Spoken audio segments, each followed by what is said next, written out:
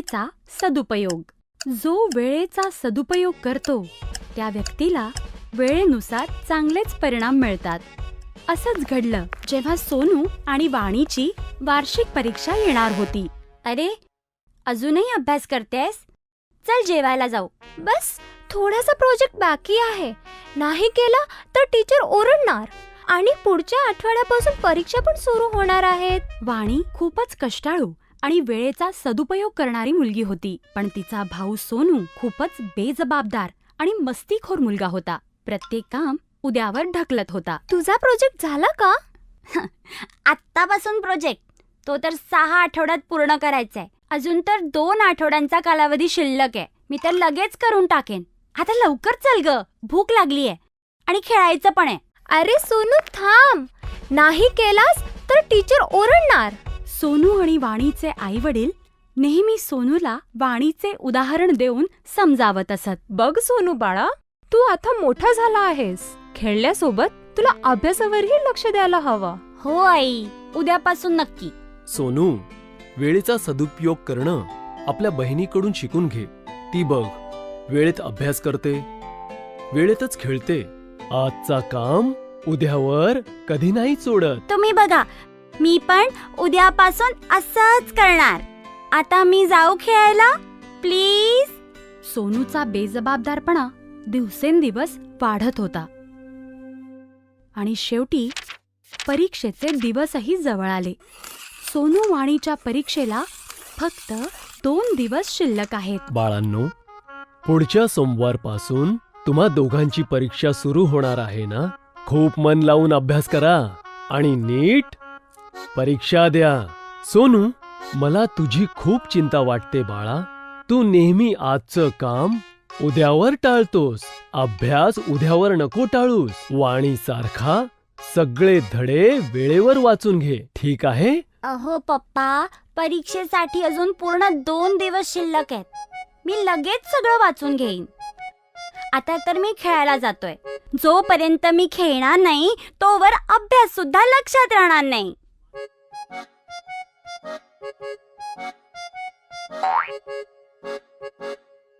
अगं वाणी, बघ ना, किती सुंदर वातावरण आहे. चल ना, आपण थोडा वेळ खेळूया का? अभ्यास तर नंतर सुद्धा होऊ शकतो ना. सगळं अगदी पटकन होईल. हा, वातावरण तर खूप छान आहे, पण मला अभ्यास करायचा आहे. उद्या परीक्षा आहे. या वातावरणात खेळायची मज्जा काही वेगळीच आहे. तू अभ्यास करत राहा, मी तर चाललो खेळायला. काही वेळानंतर वाणीने पाहिलं की सुंदर वातावरण हळूहळू वादळाचं रूप घेत आहे आणि काळे ढग सुद्धा येऊ लागलेत. वाटत होतं कधीही पाऊस पडू शकतो.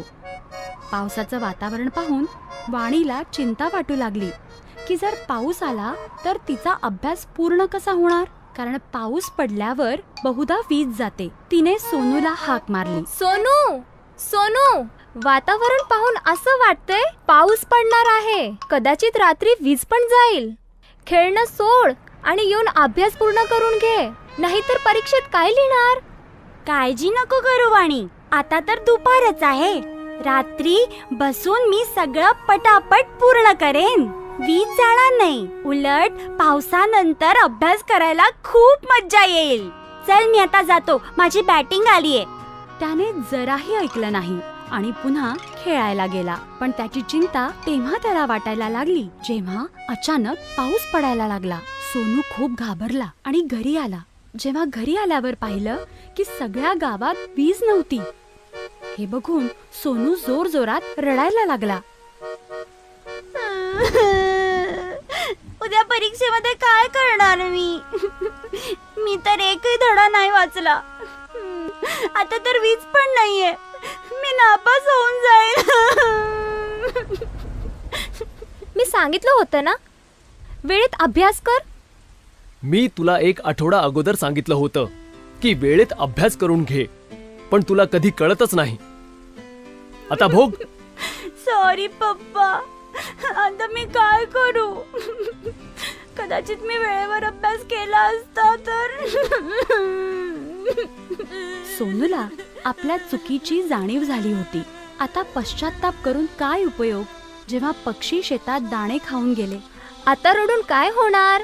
आता लक्षात आलं की सर्व तुला का समजावत होते. आता रडणं बंद कर आणि चल माझ्यासोबत. मी माझा अभ्यास वेळेतच पूर्ण केला होता. मी तुला सर्व धडे समजावून सांगेन आणि पाठ करूनही घेईन. चल. दुसऱ्या दिवशी दोन्ही मुलं आनंदाने परीक्षा देण्यासाठी गेले. जो वेळेचा करेल सन्मान, भविष्यात तोच ठरेल महान. शाळेचे होमवर्क. खूप वर्षांपूर्वी एका शहरात 8 वर्षांचा शिवम आपल्या आई वडिलांसोबत राहत होता. शिवमला खेळणं आणि फिरणं खूप आवडायचं. या सगळ्यात तो नेहमी आपल्या शाळेच्या होमवर्कला टाळायचा. आई, शाळेचं होमवर्क मी उद्या करेन. आणि ज्या दिवशी शाळेत टीचर होमवर्क चेक करणार, त्या दिवशी तो काहीतरी कारण काढून शाळेला सुट्टी मारायचा. आई, आज माझं खूप पोट दुखतंय, मी शाळेत नाही जाऊ शकत. ठीक आहे शिवम, आज तू घरीच आराम कर. असंच खूप दिवस चालू होतं. मग एके दिवशी अचानक टीचरने वर्गातल्या सगळ्या मुलांना म्हटलं, मुलांनो, मी उद्या तुमचे 3ही विषय इंग्लिश, हिंदी आणि गणिताच्या वया तपासेन. म्हणून उद्या सगळी मुलं आपल्या वया घेऊन येतील. Okay teacher. शिवमचा मित्र अंकितला हे माहित होतं की शिवमची कुठलीच वही पूर्ण नाहीये. तो शिवमला म्हणाला, शिवम, आता तू काय करशील? तुझी तर कोणत्याच विषयाची वही पूर्ण नाहीये. मला माहितीये आणि म्हणूनच मी उद्या शाळेत येणार नाहीये. काय? हो. आणि मग नेहमीप्रमाणे दुसऱ्या दिवशी शिवमने पोटदुखीचं नाटक सुरू केलं. आई, माझ्या पोटात खूप दुखतंय. आज परत? बरं ठीक आहे, तू आज पण घरीच आराम कर. अशा प्रकारे शिवमला शाळेत जाण्यापासून सुट्टी मिळाली. शाळेत टीचर सगळ्या मुलांच्या वह्या एक एक करून चेक करत होत्या. तेव्हा टीचरने आपल्या घड्याळात बघितलं की शाळेच्या सुट्टीची वेळ झाली आहे. हे बघून त्या सगळ्या मुलांना म्हणाल्या, मुलांनो, आता शाळेच्या सुट्टीची वेळ आली आहे. म्हणून आता जी मुलं राहिली आहेत त्यांच्या वया मी उद्या तपासेन. त्यात संध्याकाळी पार्कमध्ये खेळताना शिवम जेव्हा अंकितला भेटला तेव्हा अंकितने त्याला सगळं सांगितलं. टीचरने सांगितलंय की जी मुलं राहिली आहेत त्यांच्या वया उद्या तपासणार आहे. हो का? तर मग मी उद्या पण येणार नाही. दुसऱ्या दिवशी पण शाळेतल्या मुलांच्या वह्या तपासता तपासता शाळेच्या सुट्टीची वेळ झाली. आणि मग पुन्हा एकदा टीचर मुलांना म्हणाल्या, जी मुलं आज पण राहिली आहेत त्यांच्या वया मी उद्या तपासेन. यावेळी सुद्धा अंकितने शिवमला सगळं सांगितलं. आज पण सुटायची वेळ झाली म्हणून टीचरने सांगितलंय की बाकी मुलांच्या वया त्या उद्या तपासणार आहेत. अच्छा, म्हणजे मला उद्या पण सुट्टी मारावी लागेल. असेच 3 दिवस गेलेत. टीचर 3 दिवस वह्या तपासत होत्या आणि शिवम कुठलं तरी कारण काढून शाळेला सुट्टी मारत राहिला. 6व्या दिवशी शिवमने कारण द्यायला सुरुवात केली तेव्हा आईने त्याचं ऐकलं नाही आणि रागात येऊन त्याला म्हणाली, मी तुला 6 दिवसापासून बघतीये. तू तब्येतीचं कारण सांगतोयस आणि शाळा सुटल्यावर पूर्ण दिवस मित्रांसोबत खेळतोस. म्हणून आज तर तुला शाळेत जावंच लागेल. पण आई, माझं पोट खूप दुखतंय. तू गपचूप शाळेत जातोस की मी तुझ्या बाबांना बोलवू? शिवम आपल्या वडिलांना खूप घाबरायचा. म्हणून तो शाळेत जायला तयार झाला. ठीक आहे आई, मी शाळेत जातो. शिवम तयार होऊन शाळेत पोहोचला. क्लासमध्ये टीचर जशा वर्गात गेल्या त्यांची नजर शिवमवर पडली. त्या त्याला म्हणाल्या, शिवम, तर आज तू शाळेत आलासच. मी खूप दिवसापासून तुझीच वाट बघत होते. आता लवकर तुझ्या सगळ्या वया घेऊन माझ्याजवळ ये. आज मी तुझ्या सगळ्या वया तपासेन. हे ऐकून शिवम खूप घाबरला. तो घाबरतच उभा राहिला आणि म्हणाला, टीचर, मी आज नोटबुक आणायला विसरलोय. का? तुला माहित होतं ना आज मी सगळ्यांच्या वया तपासणार आहे. मग तू वया आणायला कसा विसरलास? Sorry teacher. आणि चुकून पण उद्या शाळेला सुट्टी मारू नकोस. Okay teacher. टीचरचं बोलणं ऐकून शिवमला कळलं होतं की आता त्याला कसंही करून आपल्या नोटबुक्स कंप्लीट कराव्या लागतील. तो आपला मित्र अंकितला म्हणाला, अंकित, तू मला तुझ्या 3ही सब्जेक्टच्या नोटबुक्स देऊ शकतोस? का? तू माझ्या वयांचं काय करणार? टीचरने तर तुला तुझ्या वया आणायला सांगितल्या आहेत. मला माहिती आहे, पण माझ्या नोटबुक्स कंप्लीट नाही आहेत. म्हणून मी तुझ्या नोटबुक्स बघून माझ्या नोटबुक्स कंप्लीट करेन. तुला हे सगळं करायची काय गरज आहे?